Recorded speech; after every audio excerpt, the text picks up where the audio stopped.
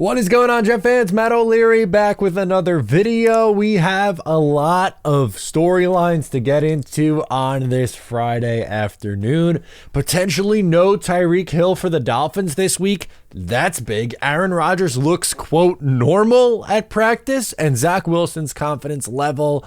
Let's get into it. It's that time of the week again, Underdog Fantasy Picks. Sign up using my link down below in the description or the pinned comment. We got 3 bangers for you this week. First, I will start with Tua with higher than 0.5 interceptions. The Jets picked him off twice in the first half. He is dealing with a banged up offensive line, and heading right into that next pick. Quinnen Williams higher than 1.5 sacks, or higher than, 0.5 sacks, which is a higher 1.5 times the value. I'm going the value pick here. I think he gets a sack in this one.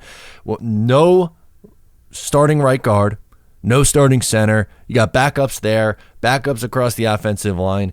Quinnen Williams is going to pin his ears back. He is going to get a sack. He's going to be doing his dance, and you can win some cash off of it. And finally, Zach Wilson, let him cook higher than 178.5 passing yards.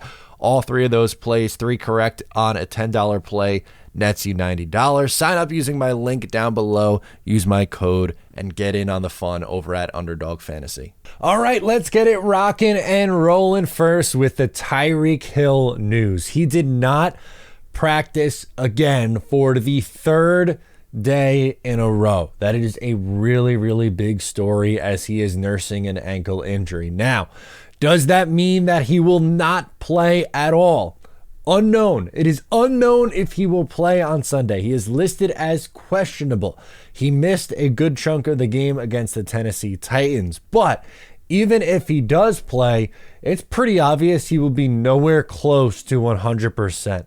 And that's big. Tyreek Hill's game is based on his speed, and not being at 100% is going to significantly lessen his impact. That's not to say that he isn't a good player, and even at 75%, he's not going to have an impact. He will. It's just not going to be the same level as if he was fully healthy. And again, it feels like a question mark that if he's going to play or not. That's on top of the Dolphins already having significant injuries on the offensive line.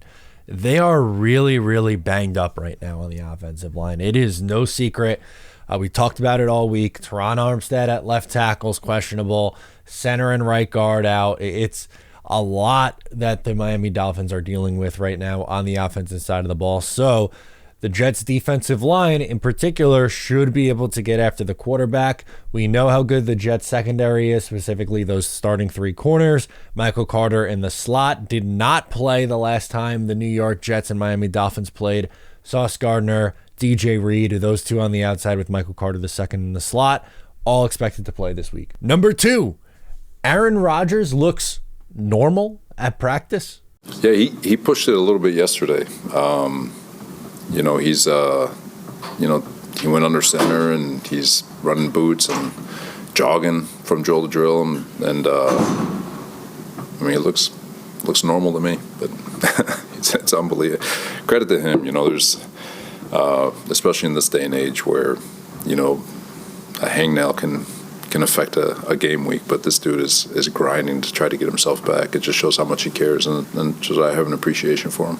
We talked about it yesterday. Ramping it up was the word that Robert Saleh used to describe Aaron Rodgers, that he's turning it up a little bit, press it a little bit. Oh, it's starting to get the juices flowing. They have to take care of business on Sunday against the Miami Dolphins first before we could talk about, think about, dream about an Aaron Rodgers return. But it is so close. It is right there.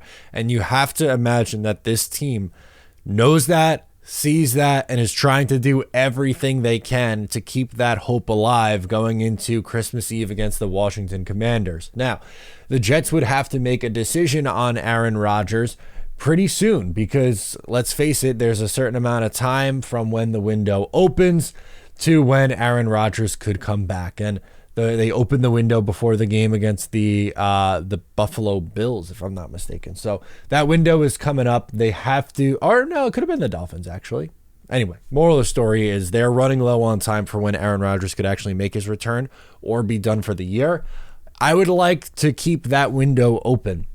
At least from the Jet side of things, right? Like, I would like for them to keep that as a possibility. And let's make it interesting. Let's have a week talking about, one, a big upset win. Jets 9.5-point underdogs on the road in Miami. That would be sick. But then number two, having the discussion of, can Aaron Rodgers come back? Can the Jets really do this thing? We'll see if that's something that they can handle. Also, apparently Zach Wilson is in some good headspace. Really good week of practice. He's having fun, messing with guys.